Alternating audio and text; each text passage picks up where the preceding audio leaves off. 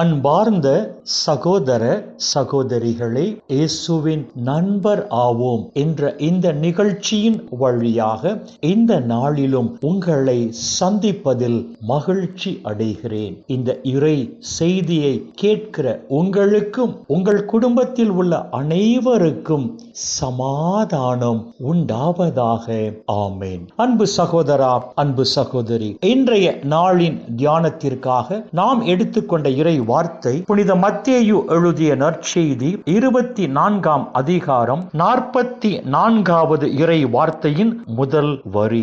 எனவே நீங்களும் ஆயத்தமாய் இருங்கள் என்று ஆண்டவர் இயேசு சொல்வதாக இந்த இறை வார்த்தைகள் அமைந்து இருக்கின்றன. விண்ணக ராஜ்யத்தை சொந்தமாக்கிக் கொள்ள கடவுளின் அழைப்பை பெற்ற திரு தூதர்கள் அந்த விண்ணக ராஜ்யத்தை உரிமையாக்கிக் கொள்ள ஆயத்தமாய் இருக்க வேண்டும், ஆயத்தமான நிலையில் வாழ வேண்டும் என்று தான் தேர்ந்து கொண்ட திரு தூதர்களை பார்த்து ஆண்டவர் இயேசு சொல்வதாக இந்த இறை வார்த்தைகள் அமைந்திருக்கின்றன. விண்ணக ராஜ்யத்தை உரிமையாக்கிக் கொள்ளும்படியாக கடவுளின் அழைப்பை பெற்ற நாமும் அந்த விண்ணக ராஜ்யத்தை சொந்தமாக்கிக் கொள்ள ஆயத்தமான நிலையில் வாழ வேண்டும் என்று ஆண்டவர் இயேசு இந்த இறை வார்த்தைகள் வாயிலாக இந்த நாளில் நமக்கு அழைப்பு விடுக்கிறார் என்பதை மறந்துவிட வேண்டாம். விண்ணக ராஜ்யத்தை சொந்தமாக்கிக் கொள்ள கடவுளின் அழைப்பை பெற்ற நாம் இயேசு வரும்போது அவரை சந்திக்க ஆயத்தமான நிலையில் நாம் இருக்கும் போதுதான் விண்ணக ராஜ்யத்தை உரிமையாக்கிக் கொள்ள கடவுளால் தேர்ந்து கொள்ளப்பட்டு அந்த இயேசுவோடு விண்ணக ராஜ்யத்திற்குள் நாம் நுழைந்து அங்கு நித்தியத்திற்கும் மகிழ்ச்சியில் திளைத்திருப்போம். மாறாக விண்ணக ராஜ்யத்தை சொந்தமாக்கிக் கொள்ளும்படியாக கடவுளின் அழைப்பை பெற்ற நாம் இயேசுவின் வருகையின் போது அவரை சந்திக்க ஆயத்தமற்ற நிலையில் இருப்போம் என்று சொன்னால் விண்ணக ராஜ்யத்தை சொந்தமாக்கி கொள்ள கடவுளால் நாம் தேர்ந்து கொள்ளப்பட மாட்டோம்.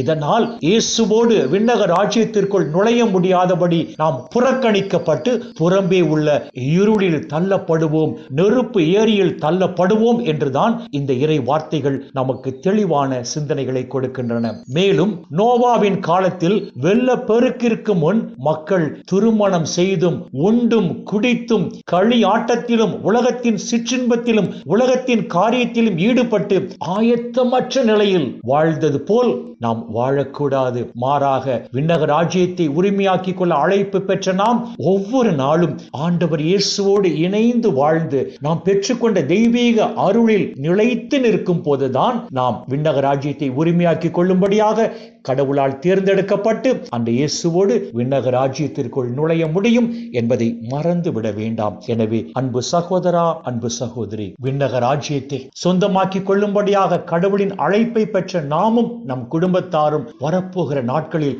ஆண்டவர் இயேசுவோடு இணைந்து நாம் பெற்றுக்கொண்ட தெய்வீக அருளில் நிலைத்து நிற்போம். ஆண்டவர் இயேசுவோடு இணைந்து நாம் பெற்றுக்கொண்ட இரட்சிப்பில் மீட்பில் நிலைத்து நிற்போம். அப்பொழுது இயேசுவின் வருகையின் போது விண்ணக ராஜ்யத்தை சொந்தமாக்கிக் கொள்ளும்படியாக கடவுளால் நாமும் நம் குடும்பத்தாரும் தேர்ந்தெடுக்கப்பட்டு இயேசுவோடு நாம் குடும்பமாக விண்ணக ராஜ்யத்திற்குள் நுழைந்து அங்கு நித்தியத்திற்கு மகிழ்ந்திருப்போம் என்பதை மறந்துவிட வேண்டாம். எனவே அன்பு சகோதரா, அன்பு சகோதரி, வரப்போகிற நாட்களில் நாம் அனைவரும் இயேசுவோடு இணைந்து வாழ்ந்து நாம் பெற்றுக்கொண்ட தெய்வீக அருளில் நிலைத்து நின்று வாழ்வோம். அப்பொழுது பரலோக பிதா இந்த உலகிலும் நம்மை ஆசீர்வதிப்பார். அந்த விண்ணக ராஜ்யத்தை நாம் உரிமையாக்கிக் கொள்ளும்படியும் செய்வார். இந்த இறை சிந்தனைகளோடு நாம் ஜெபத்திற்குள் கடந்து செல்வோம். மக்களே, எங்களை நேசிக்கிற நல்ல பிதாவே, அப்பா, இந்த உலகில் இன்னும் ஒரு நாளை எங்கள் கண்கள் காணும்படி செய்தீரே. உம்முடைய கிருபைக்கு நன்றி சொல். இந்த நாளிலும் விண்ணக ராஜ்யத்தை உரிமையாக்கிக் கொள்ளும்படியாக அழைப்பு பெற்ற நாங்கள் விழிப்பாயிருந்து ஆயத்தமான நிலையில் இருக்கும் போதுதான் அந்த விண்ணக ராஜ்யத்தை நாங்கள் உரிமையாக்கிக் கொள்ள முடியும், உடமையாக்கிக் கொள்ள முடியும் என்று சொல்லி உம்முடைய உயிருள்ள வார்த்தைகள் வாயிலாக எங்களோடு பேசினீரே. டாடி, உமக்கு நன்றி சொல்லுகிறோம். விண்ணக ராஜ்யத்தை சொந்தமாக்கிக் கொள்ளும்படியாக உம்முடைய அழைப்பை பெற்ற நாங்கள் வரப்போகிற நாட்களில் ஆண்டவர் இயேசுவோடு இணைந்து வாழ்ந்து நாங்கள் பெற்றுக்கொண்ட தெய்வீக அருளில் நாங்கள் நிலைத்து நிற்கும் போது அப்பா பிதாவே, இந்த உலகிலும் தேவரீர் எங்களை ஆசீர்வதித்து அந்த விண்ணக ராஜ்யத்தையும் நாங்கள் சொந்தமாக்கிக் கொள்ளும்படி செய்வீராக.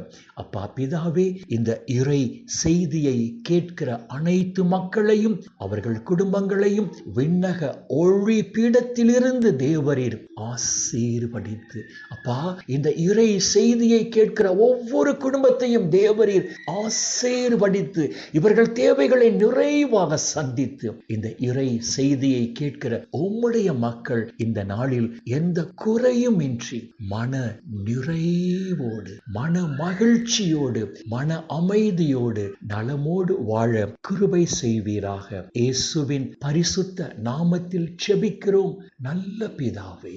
ஆமென், ஆமென், ஆமென்.